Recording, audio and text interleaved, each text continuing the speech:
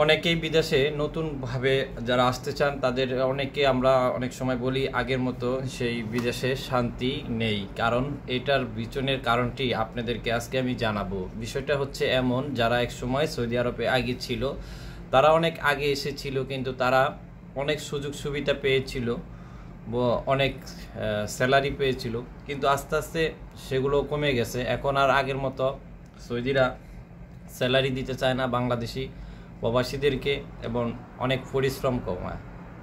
আগের সময়ে অনেকেই মুখ থেকে শোনা যে ডিউটি থেকে অন্য জায়গার থেকেও কাজ করে তারা অর্থ উপার্জন করত, কিন্তু বর্তমানে কিছু কিছু আমাদের বাঙালিরা তাদেরকে এতটাই চালাক বানিয়েছে, যার কারণে কিন্তু এখন সৌদিরা বেশি প্রবাসীদেরকে রাখাতে পছন্দ করে না, এবং অল্প প্রবাসী দিয়ে অল্প বেতন দিয়ে বেশি কাজ করায়। সেই জন্যই বলা হয় প্রবাসে আগের মতো শান্তি নাই।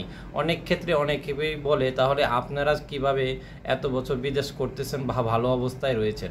তারা অনেক কিছু যুদ্ধ করে এবং অনেক কিছু সময় পার করে তারা একটা জায়গায় দাঁড়িয়েছে। সেখানে আসতে গেলে আপনি অনেক পরিশ্রম করে তারপরে আপনি 4-5 বছর 6 বছর পরে আপনি একটা জায়গায় দাঁড়াইতে পারবেন। কিন্তু আগের মতো সৌদিরা স্যালারি খুবই কম দিচ্ছে এবং কাজ বেশি করাইতেছে। তো আসলে যারা আসবেন তারা সব কিছু জেনে বুঝে তারপরে আপনারা বিদেশের বাড়িতে আসবেন। বিদেশটি হচ্ছে আসলে ভাগ্য, আপনার কপালে যা থাকে তাই হবে। এখানে আপনি আসলেই যে অনেক টাকা বেতন পাবেন, অনেক শান্তিপূর্ণ কাজ পাবেন, সেটা কিন্তু না।